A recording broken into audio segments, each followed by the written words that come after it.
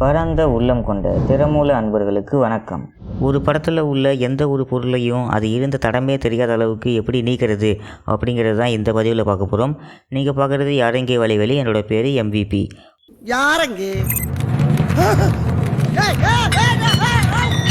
நம்ம GIMP open பண்ணிக்கலாம். Okay, இதுதான் பிஃபோர் ஆஃப்டர். இது மாதிரி ஒரு படம் இருக்குது. இந்த படத்தில் ஒரு 3 மரங்கள் இருக்குது. இந்த 3 மரங்களும் வெவ்வேறு இடத்துல இருக்குது. இது மாதிரி வேறு வேறு சுச்சுவேஷன்ஸில் வேறு வேறு பேக்ரவுண்டில் வேறு வேறு மரங்கள் இருக்குது. அப்படி இருந்தாலும் அது இருந்த தடமே தெரியாத அளவுக்கு அந்த மரங்களை எப்படி நம்ம நீக்கிறது இந்த படத்தில் இருந்து அப்படிங்கிறத இந்த பதிவில் பார்க்க போகிறோம்.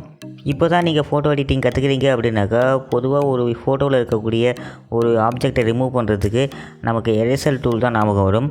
நாமளும் போய்ட்டு அந்த எரேசர் டூல் எடுத்து நம்ம அழித்தோம் அப்படின்னாக்கா அந்த பொருள் அழியாது, அந்த இடத்துல உள்ள பிக்சல்ஸே அழிய ஆரம்பிச்சிடும். அதாவது அந்த இடம் ஒன்று ஆல்ஃபா சேனல் எனேபிளில் இருந்தது அப்படின்னாக்கா டிரான்ஸ்பரண்ட் ஆக ஆரம்பிச்சிடும். அப்படி ஆல்ஃபா சேனல் எனேபிளில் இல்லை அப்படின்னாக்கா நம்ம பேக்ரவுண்ட் கலர் என்ன இருக்கோ அந்த கலர் அப்ளை ஆக ஆரம்பிச்சிடும். ஆக மொத்தம் அந்த பொருளை மட்டும் அழிக்க முடியாது. அப்படியான சூழ்நிலைகளில் நம்ம அதை எப்படி சரி பண்ணுறது அப்படின்னாக்கா, அதுக்கு நம்ம யூஸ் பண்ணுறது தான் ஹீல் டூல் அல்லது க்ளோன் டூல். இந்த மாதிரியான டூல்ஸ்லாம் நம்ம பயன்படுத்துவோம். ஆனால் இந்த heal tool, clone tool, stamp tool இந்த மாதிரி டூல்ஸ்லாம் நம்ம மேனுவலாக அந்த வேலையை செய்ய வேண்டியிருக்கும். அந்த மேனுவலாக செய்கிற வேலையை நமக்காக கிம்பே ஆட்டோமேட்டிக்காக செஞ்சால் எப்படி இருக்கும் அப்படிங்கிறது தான் இந்த பதிவில் பார்க்க போகிறோம். அதுக்கு நம்ம பயன்படுத்துகிற ஒரு ஆப்ஷன், ஒரு வசதி தான் ஹீல் செலெக்ஷன் அப்படிங்கிற ஒரு டூல். இந்த டூல் ரீசிந்தசைசர் அப்படிங்கிற ஒரு ப்ளகின், கிம்போட ஒரு ப்ளகின். அந்த ப்ளகின் கூட வரக்கூடிய ஒரு டூல் தான் இந்த ஹீல் செலெக்ஷன் அப்படிங்கக்கூடியது. ரீசிந்தசைசர் அப்படிங்கிற ப்ளகினை விண்டோஸ் அப்புறம் லினக்ஸில் எப்படி இன்ஸ்டால் பண்ணுறது கிம்பில் அப்படிங்கிறதுக்கு தனியாக ஒரு வீடியோ பண்ணியிருக்கோம். நீங்கள் அதை இன்ஸ்டால் பண்ணியிருந்தீங்கன்னா இந்த வீடியோ தொடர்ந்து பார்க்கலாம். அப்படி இல்லை அதை எப்படி இன்ஸ்டால் பண்ணணும்னு தெரியல அப்படின்னாக்கா அந்த வீடியோ செக் பண்ணி பாருங்கள். அது இன்ஸ்டால் பண்ணியிருந்தால் தான் உங்களுக்கு இந்த ஆப்ஷன் எனேபிளாக இருக்கும். அப்போ தான் இந்த வசதியை நீங்கள் பயன்படுத்த முடியும்.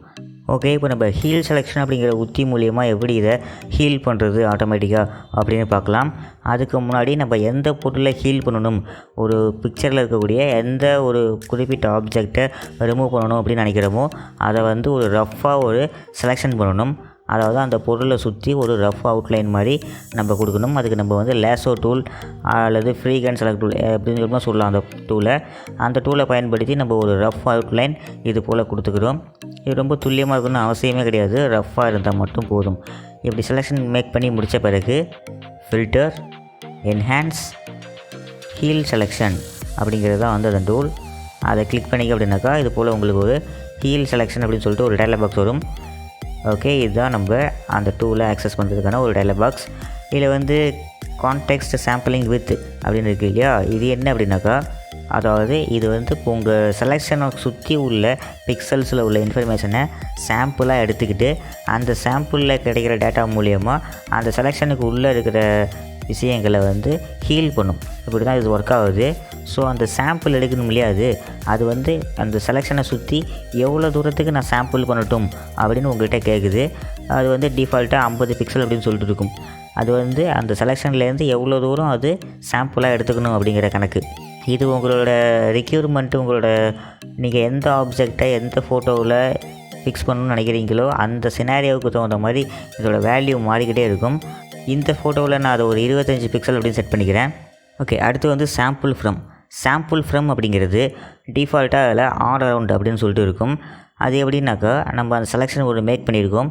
அந்த செலெக்ஷனுக்கு பக்கத்தில் மேலே கீழே இது மாதிரி எல்லா இடங்கள்லேருந்தும் சாம்பிள் எடுக்கணுமா அப்படிங்கிறது தான் ஆல் அரவுண்ட் அப்படிங்கிறது. அதுலேயே அந்த ட்ராப் டவுன் மெனுவை கிளிக் பண்ணிங்கனாக்கா சைட்ஸ் அல்லது அபோவ் பிலோ அப்படிங்கிற மாதிரி 2 ஆப்ஷன் இருக்கும். இப்போ ட்ராப் டவுன் மெனுவை கிளிக் பண்ணுறேன். பார்த்திங்கனாக்கா சைட்ஸ் அப்படின்னு இருக்குது. அப்படின்னாக்கா ஒரு செலெக்ஷன் ஏற்படுத்தியிருக்கோம். அந்த செலெக்ஷனுக்கு ரைட்டு லெஃப்ட் அது போல் சைட்லேருந்து மட்டும் சாம்பிள் எடுத்து அதை ஹீல் பண்ணுறது ஒரு வழிமுறை. அப்படி இல்லைனாக்கா அபோவ் அண்ட் பிலோ, அந்த செலெக்ஷனுக்கு மேலே கீழே இந்த மாதிரியான இடங்களில் மட்டும் சாம்பிள் எடுத்து அதை ஹீல் பண்ணுறது இன்னொரு வழிமுறை. அப்படி இல்லாமல் எல்லா இடங்கள்லேருந்தும் சாம்பிள் எடுத்து அந்த செலெக்ஷனை ஹீல் பண்ணுறது அப்படிங்கிறது இன்னொரு வழிமுறை. அது மாதிரி 3 வழிமுறையில் நம்ம சாம்பிள் எடுக்கலாம் மேலே சொன்ன பிக்சல்ஸ் தூரத்துக்கு. அப்படிங்கக்குள்ளே அது எந்த வழிமுறை உங்களுக்கு தேவையோ அதுவும் உங்கள் ஃபோட்டோவோட சினாரியோவுக்கு தகுந்த மாதிரி மாறிக்கிட்டே இருக்கும். அதை நீங்கள் தான் முடிவு பண்ணிக்கணும். இந்த கேஸில் நான் ஆல் அரவுண்ட் அப்படின்னு செட் பண்ணிக்கிறேன். ஓகே, அடுத்து ஃபில்லிங் ஆர்டர். ஃபில்லிங் ஆர்டர் அப்படிங்கிறது ரேண்டம்னு சொல்லிட்டு டிஃபால்ட்டாக இருக்கும்.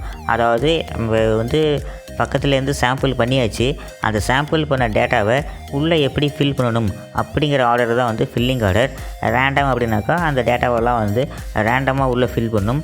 அல்லது வந்து இன்வேர்ட்லேருந்து அவுட்வேர்டுக்கு சென்டர்லேருந்து வெளியே நோக்கி ஃபில் பண்ணணுமா, அல்லது வெளியிலேருந்து சென்டர் நோக்கி ஃபில் பண்ணணுமா அப்படின்ட்டு எக்ஸ்ட்ராவாக சில ஆப்ஷன்ஸ் இருக்கும். அதுவும் உங்களோட தேவைக்கேற்ப நீங்கள் மாற்றி வச்சு பயன்படுத்திக்கலாம். இந்த கேஸில் அதையும் நான் டிஃபால்ட்டாகவே ரேண்டம் அப்படின்னு சொல்லிட்டு விட்டுடுறேன். இப்போ நம்ம ஓகேன்னு கொடுக்க வேண்டியதான். ப்ராக்ரஸ் கம்ப்ளீட் ஆகிற வரைக்கும் நம்ம வெயிட் பண்ணணும். ஓகே, இப்போ வந்து ஹீல் பண்ணி கொடுத்துருச்சு. பார்த்திங்கனாக்கா ஒரு சில கிளிக்ஸ்லேயே நம்ம இந்த மரத்தை வந்து காணாமல் ஆக்கிட்டோம். இதில் பார்த்திங்கனாக்கா கொஞ்சம் இம்பர்ஃபெக்ஷன்ஸ் இருக்குது. அதாவது இது ரொம்ப துல்லியமாக ஹீல் பண்ணியிருக்கா அப்படின்னாக்கா சில சமயம் இது மாதிரி துல்லியமாக ஹீல் பண்ணாது. இது மாதிரி பேச்சஸ் இருக்கும். அதை எப்படி ஹீல் பண்ணலாம், அதை எப்படி சரி பண்ணலாம் அப்படின்னு பார்க்கலாம். இந்த மாதிரியான சமயங்களில் நம்ம ஹீல் டூல் அல்லது க்ளோன் டூல் இந்த மாதிரி டூல்ஸை வந்து இதோட கூட சேர்ந்து பயன்படுத்த வேண்டியது இருக்கும். அதாவது நம்ம வந்து அதையே முழுக்க பயன்படுத்தணும் அப்படின்னாக்கா டைம் ரொம்ப எடுக்கும். ஆனால் நம்ம இது போல் ஹீலிங் டூலை யூஸ் பண்ணிவிட்டு டக்குன்னு அதை ஹீல் பண்ணிவிட்டு அதில் உள்ள ஒரு சில இம்பர்ஃபெக்ஷன்ஸை மட்டும் இந்த ஹீல் டூலை யூஸ் பண்ணி ஃபிக்ஸ் பண்ணிடலாம் சுலபமாக. அது எப்படின்னு பார்க்கலாம். இப்போ நான் ஹீல் டூலை வந்து பிக் பண்ணிக்கிறேன். ஹீலிங் ப்ரஷ் டூலை எப்படி பயன்படுத்தணும் அப்படிங்கிறதுக்கு தனியாக ஒரு வீடியோ போட்டிருக்கோம். உங்களுக்கு அதை எப்படி பயன்படுத்தணும்னு தெளிவாக தெரிஞ்சுக்கணும் அப்படின்னு நினச்சிங்கனாக்கா அந்த வீடியோவை செக் பண்ணி பாருங்கள். ஓகே, இப்போ அந்த பேச்சஸ் தெரிகிற இடத்துல பக்கத்தில் சாம்பிள் பண்ணி அந்த இடத்த நம்ம ஹீல் பண்ணிடுறோம் ரொம்பவே சுலபமாக.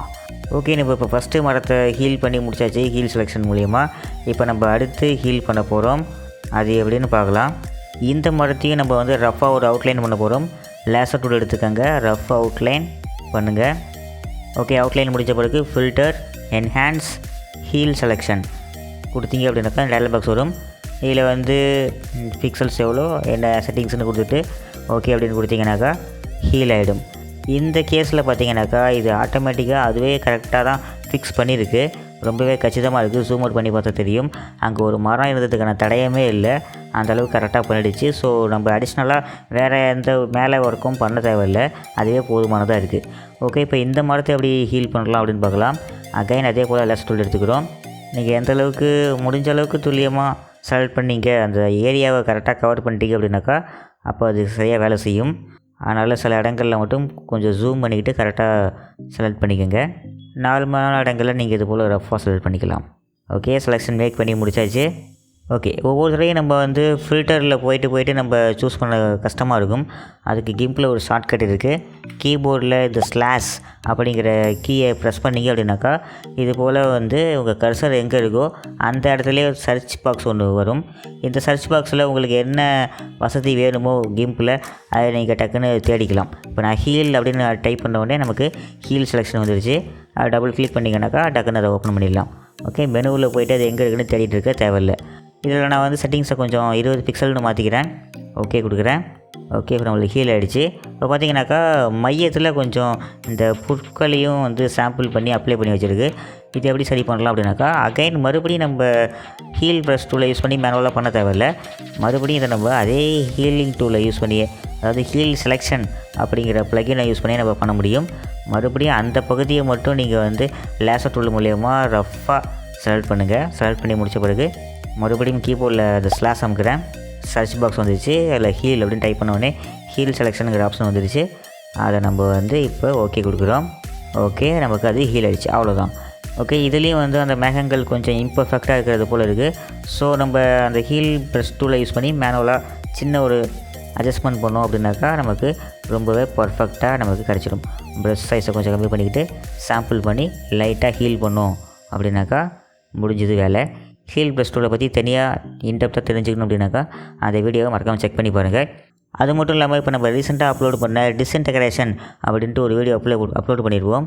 அதாவது எண்டு கேம்லேருந்து இன்ஃபினிட்டி வாரில் தானோஸ் அந்த ஸ்னாப் சீன் இருக்கு இல்லையா, அந்த டிஸ்இன்டெக்ரேஷன் எஃபெக்டை நம்ம கிம்பில் எப்படி க்ரியேட் பண்ணுறது அப்படின்னு சொல்லிட்டு ஒரு வீடியோ போட்டிருக்கோம்.